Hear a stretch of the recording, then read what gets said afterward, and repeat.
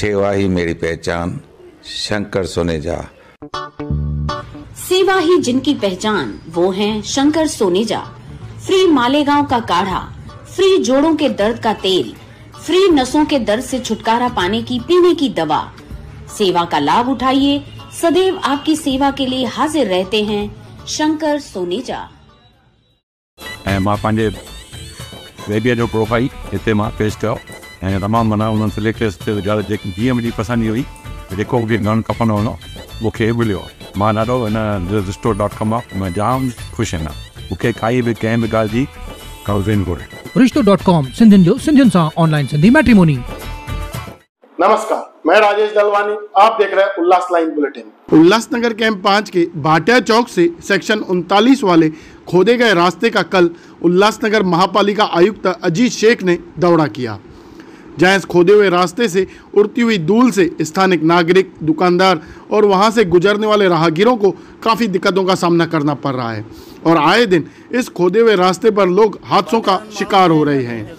ऐसे हुए एक हादसे की खबर रविवार को उल्लास लाइन बुलेटिन ने भी आप तक पहुंचाई थी, जहां स्थानिक नागरिकों ने 2 वर्षों से इस रास्ते की हालत को लेकर प्रशासन को आड़े हाथ लिया था, जिसे लेकर कल मंगलवार को महापालिका आयुक्त अजीत शेख, सार्वजनिक बांधकाम विभाग के उप अभियंता तरुण शेवकाणी, जनसंपर्क अधिकारी शाया ढांगरे, महापालिका के प्रकल्प सलाहकार, काम करने वाला कॉन्ट्रैक्टर वहां पहुंचकर खोदे हुए रास्ते का दौरा किया। वहीं मनपा आयुक्त ने बताया कि वहां पानी की पाइपलाइन डालने का कार्य शुरू है, जो 2 से 4 दिनों में पूरा होगा और तकरीबन 1 महीने में यह रास्ता बनने का आश्वासन मनपा आयुक्त अजीत शेख ने दिया है। ब्यूरो रिपोर्ट, उल्लास लाईन बुलेटिन, उल्लासनगर। इथं जे आहे हे रस्त्याचं काम सुरू झालेलं आहे काही दिवसापासून आणि हे एक्सक्युशन वगैरे केलेलं आहे। आपल्याला यामध्ये शासनाकडून निधी प्राप्त झालेला आहे मूलभूत योजनेअंतर्गत आणि त्यामधून हे रोडचं काम चालू झालेलं आहे। परंतु याच्यामध्ये थोडा विलंब झालेला आहे, कारण पाण्याची जी लाईन आहे ती आपण टाकत आहोत, परंतु त्याबाबत ज्या पद्धतीने ते टाकणं गरजेचं होतं तशी टाकण्यात आलेली नसल्यामुळं मला तशा प्रकारचे तक्रारी प्राप्त झालेल्या होत्या आणि मी स्वतः आज आमच्या अधिकाऱ्यांसोबत इथं आलेलो आहे।